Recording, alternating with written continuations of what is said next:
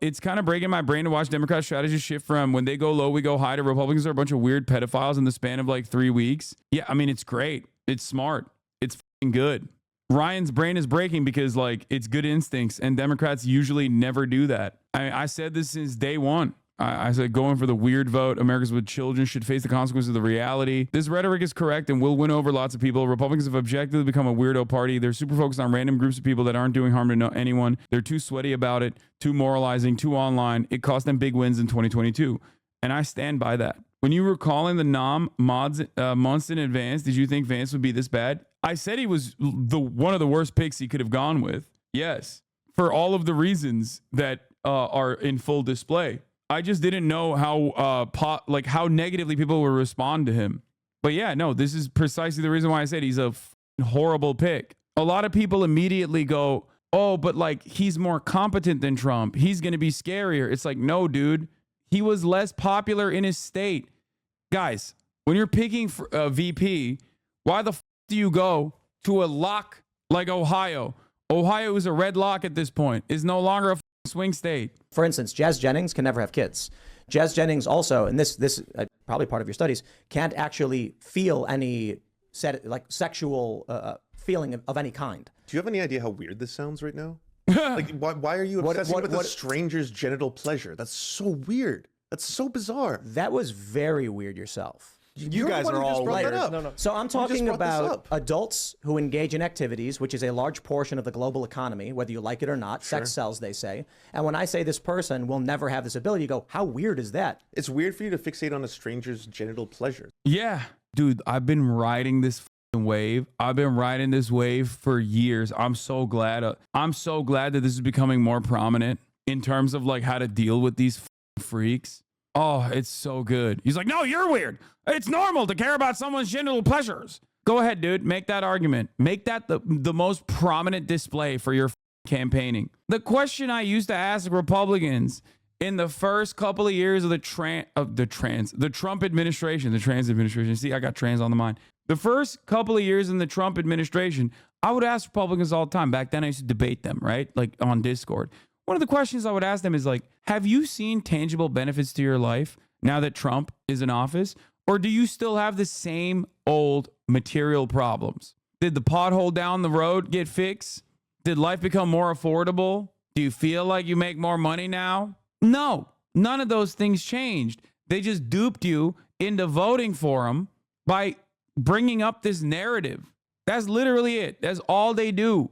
And many people actually came to terms with that reality. They recognized it. They were like, all right, well, yeah, you know, maybe a lot of the stuff that actually impacts my life are not being changed because Republicans use that as a previously very successful mechanism and now increasingly becoming less successful mechanism to get voters to vote for them.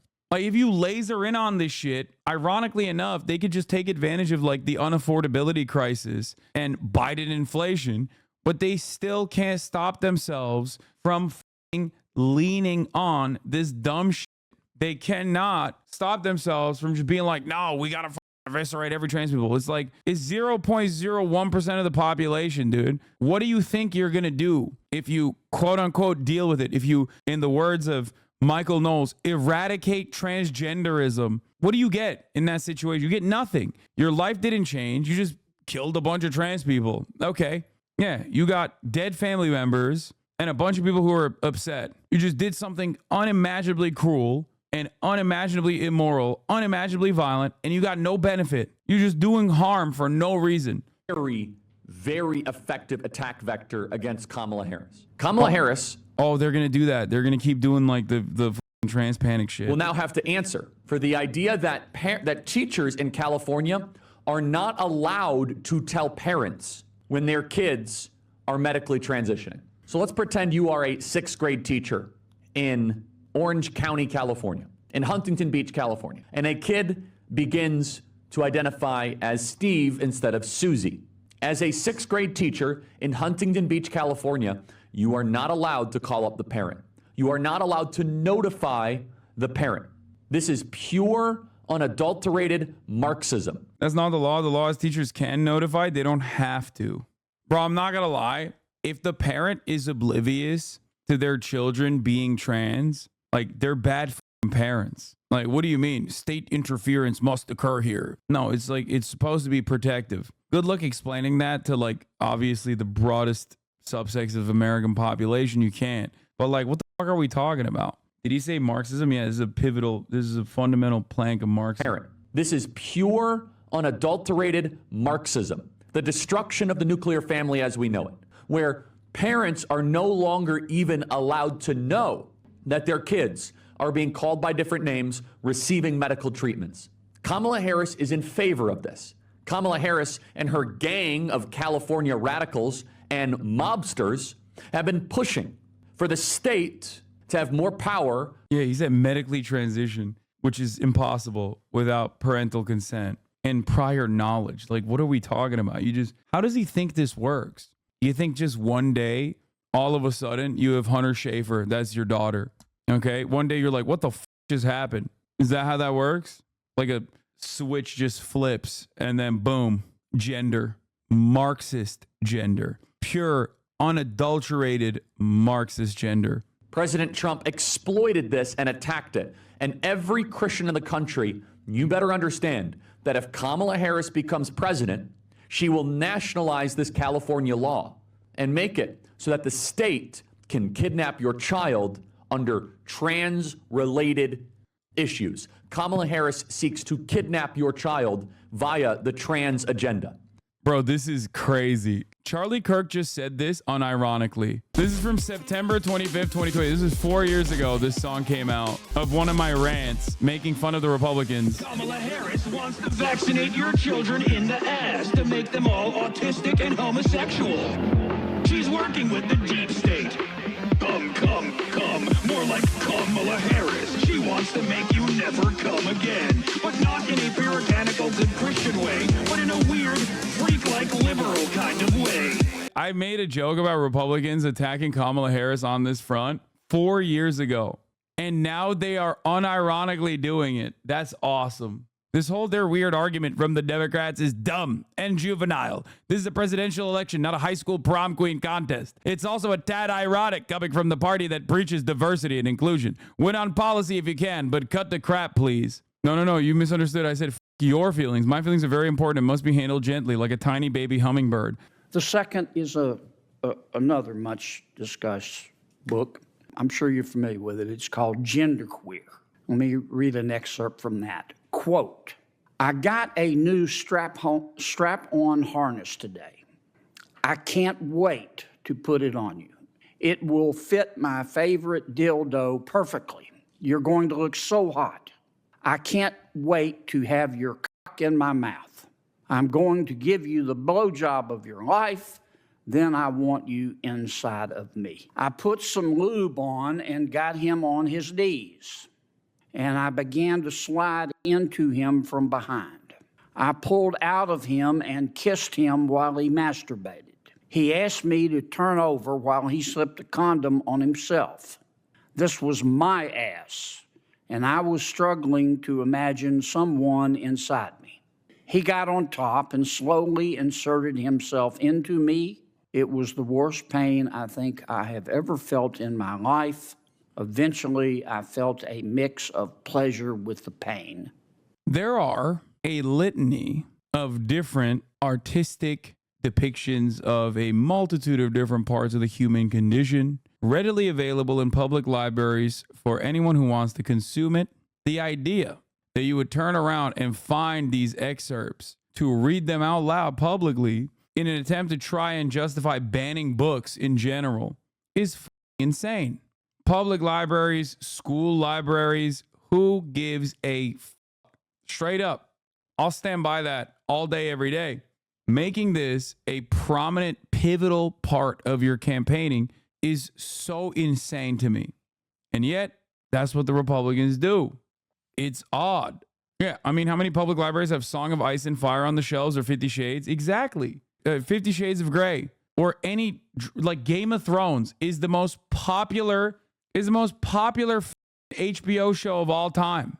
Its books are readily available in school libraries. There are depictions of sexual acts, both gay and even incestuous. There are depictions of rape in books. that we read for middle school and high school. Literally, like A Tree Grows in Brooklyn. I can't remember now because my memory is awful. There are depictions of that shit in the Bible. There's depictions of murder. And this guy is going, dude, what are you doing? You can't be reading any of this stuff. To Kill a Mockingbird is an American classic. Yeah. And no, genderqueer was not on the reading list for kids, on the NEA summer reading list for kids.